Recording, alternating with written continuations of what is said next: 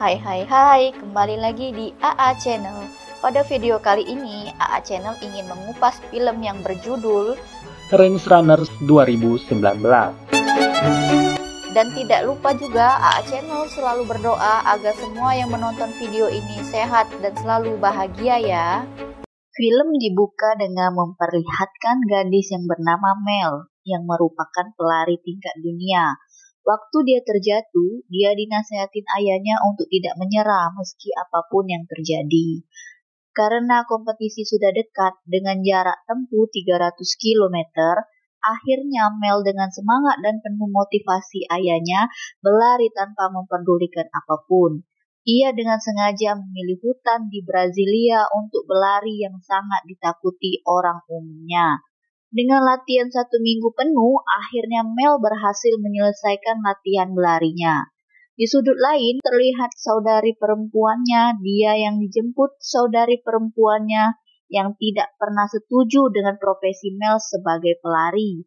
Sampai di rumah, Mel langsung membersihkan diri dan mandi. Meski demikian, Mel tidak pernah membuat dirinya terlihat cantik seperti memakai skincare yang biasa di wanita lainnya.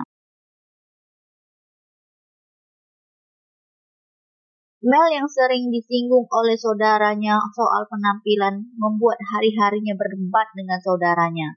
Keesokan harinya, Mel pun minta antar untuk kembali berlari lebih dari kemarin, yaitu 350 km.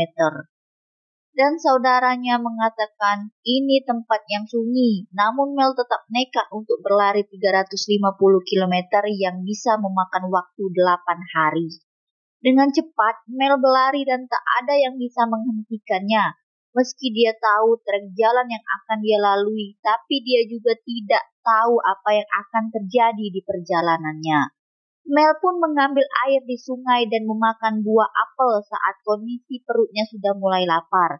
Dan beristirahat sejenak, perjalanan pun berlanjut. Namun, sambil berlari membawa ransel yang penuh dan berat, Mel pun berlari dengan sekuat tenaganya demi cita-citanya menjadi pemenang. Fisiknya yang bagus membuat dia terlihat kekar dan sanggup berlari beratus kilometer. Bahkan untuk melewati trek ini jalanannya hutan yang sangat berat, Mel pun sanggup. Hingga akhirnya tak diduga Mel bertemu dengan seorang pria. Terlihat pria itu duduk sambil memegang tangannya yang kesakitan. Di mana sepertinya dia sedang cedera, Mel pun mencoba membantunya. Dan Mel pun mengeluarkan obat untuk membantu pria itu yang nampaknya kakinya terkilir. Tak lama dari itu, ada pria botak datang menghampiri yang ternyata kerabat dari pria yang terkilir tersebut. Pria botak ini bertanya kepada Mel, tidak lanjut berlari saja. Apalagi dia tidak tahu pria yang ditolongnya seperti apa, akan tetapi Mel tidak peduli dan dia terus membantu pria tersebut. Dan dia kembali berlari lagi. Dan tak jauh dari itu, Mel melihat ada gubuk tua dan hari pun mulai gelap dan akhirnya ia menghidupkan api dan beristirahat di gubuk itu. Dan dia mencoba membuat penerangan dengan lampu yang dia bawa di tasnya. Dan saat terbangun tidur, ia kaget ada 2 pria tadi ada di dekatnya. Mereka membantu menyiapkan kayu bakar untuk digunakan lagi malam harinya. Mel yang tidak tahu maksudnya, tapi Mel bertanya apakah itu balas budi dari niatnya membantu kemarin. Namun pria botak ini hanya tersenyum. Mel yang tidak tahu banyak basa-basi bersiap untuk kembali berlari. Sebelum pergi, Mel diajak makan dulu bersama-sama. Mel pun mengeluarkan pisau yang biasa digunakannya untuk berjaga-jaga. Di sini juga, Mel baru mengetahui pria botak itu namanya Wellen dan pria kurus itu bernama Jaren. Sayang semakin lama Wellen dan Jaren semakin mengepungnya. Yang mana Jaren sulit untuk bisa melawan Mel. Mereka mencoba mengambil paksa tas Mel. Yang ujungnya Wellen memukul kepala Mel pakai kayu hingga membuat Mel pingsan. Dengan tangan yang diikat tali, sulit bagi Mel untuk melakukan sesuatu. Di ujung terlihat oleh Mel, Jaren dan Wellen sedang berdebat mau diapakan Mel. Wellen dan Jaren ternyata adalah buronan polisi, makanya dia bersembunyi di hutan ini. Saat Wellen dan Jaren tidak melihat Mel, Mel pun bisa berusaha melepaskan tali yang diikat ke tangannya. Naas sangat sulit melepaskan tali dari tangannya. Jaren yang tidak mau melihat Wellen yang berbuat kasar ke Mel hanya terdiam saja. Wellen yang memaksa menarik Mel hingga ke kayu dan melepas ikat pinggang Mel, di mana ikat pinggang itu untuk mengikat Mel di kayu.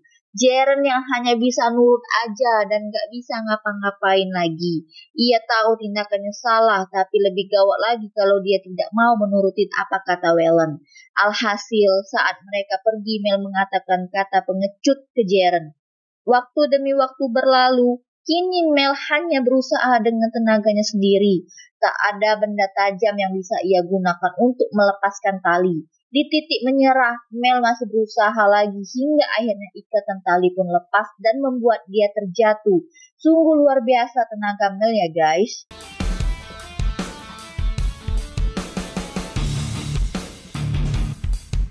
Dan ia masih tetap berusaha melepaskan sisa tali yang masih melekat di tangannya. Ia mengguyuri tangannya dengan air sebelum dia mendekatkan tangannya ke api untuk melepaskan ikatan yang melekat di tangannya itu. Beruntung cara itu berhasil. Namun dia juga harus menerima tangannya panas dan berdarah, luka perih dan panas. Namun Mel tetap membasuh tangannya yang perih itu. Gak menunggu waktu lama, Mel langsung mencari dua pria tadi. Dia terus berlari dan dia tidak terima kalau tasnya diambil begitu saja. Bukan karena apa-apa di dalam tasnya, tapi tas itulah yang selama ini menemaninya saat latihan.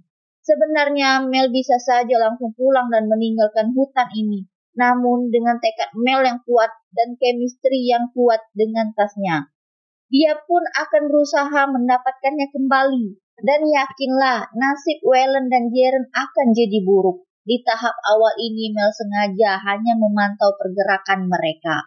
Sebisa mungkin Mel menjaga jarak demi bisa tahu apa yang mereka bicarakan. Semakin lama semakin yakin Jaren adalah orang baik, namun dia berada di bawah tekanan Wellen, makanya ikut jahat. Hingga suatu saat Mel tidak sengaja membuat suara bising. Dengan suara tersebut Wellen pun mendekat.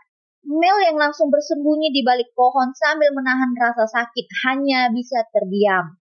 Dia berjalan pelan karena tidak ingin menimbulkan suara dari tinjakan daun kering. Dan beruntung persembunyiannya tidak terlihat Wellen.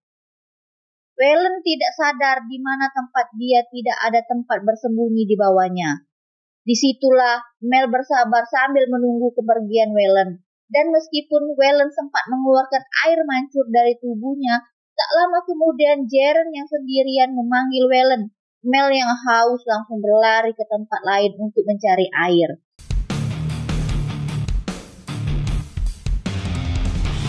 Di tempat itu Mel terbayang kenangan dan motivasi dari sang ayah. Dia tahu kalau dia didikan dari kecil untuk menjadi orang yang tidak mudah menyerah. Mau apapun tantangannya dan kondisinya dia tidak boleh menyerah. Jelas dari situ timbullah semangatnya. Hingga Mel memecahkan batu. Dengan berlari Mel membawa batu yang sudah dia pecahkan dan berbentuk tajam untuk mencari dua pria tadi. Jejak dari dua pria tadi terus ia ikuti layaknya intel profesional. Dan akhirnya Mel kembali melihat dua pria itu. Jaren yang diancam Wellen hanya mengikuti apa yang diminta sama Wellen. Dan Jaren memilih pergi dari pria botak itu.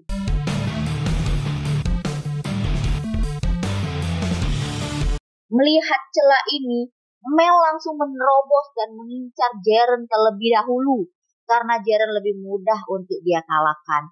Tanpa disadari Jaren dia berhasil disekap oleh Mel dan dengan sengaja Mel membawa Jaren ke depan Wellen.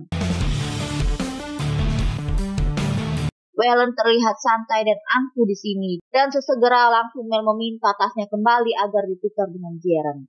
Ia hanya meminta tasnya kembali, tapi Wellen yang gak mau kasih. Jadi tas biru milik mereka lah yang diambil Mel. Tak tahu apa isi tas biru itu, tapi Wellen sangat panik kehilangan tas itu. Ternyata dibuka ada segepok narkoboy ada di dalam tas itu. Dan ketahuan isinya. Waylon dan Jaren yang berdebat langsung dihancurkan oleh Mel.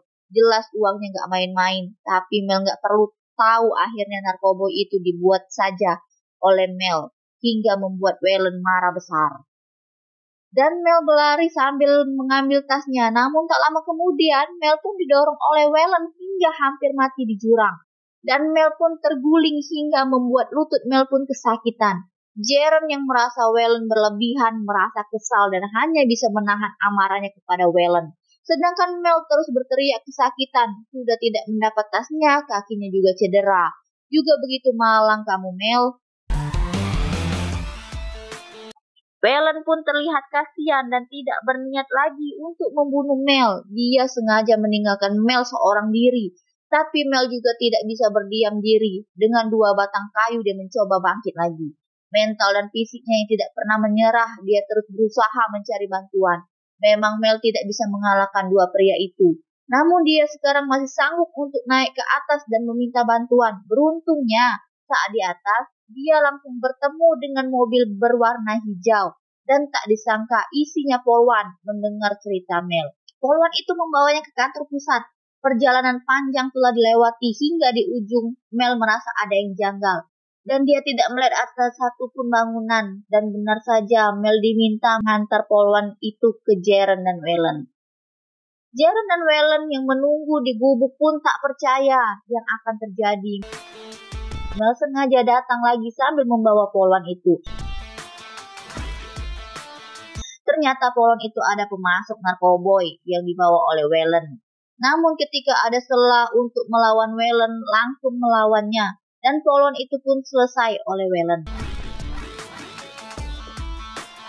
Mel yang berlari dengan cepat masih dikejar oleh Waylon yang sudah kerasukan. Waylon yang terus mencari Mel akhirnya dijebak Mel dan memukul Waylon. Hingga menusukkan pisau di leher Waylon.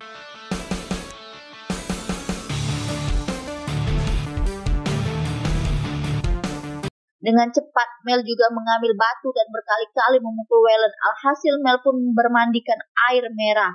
Mel yang kembali ke gubuk dengan sengaja mengambil tasnya. Namun Jaren sengaja tidak dia apa-apakan. Karena Jaren hanya pesuruh Waylon yang tidak tahu apa-apa.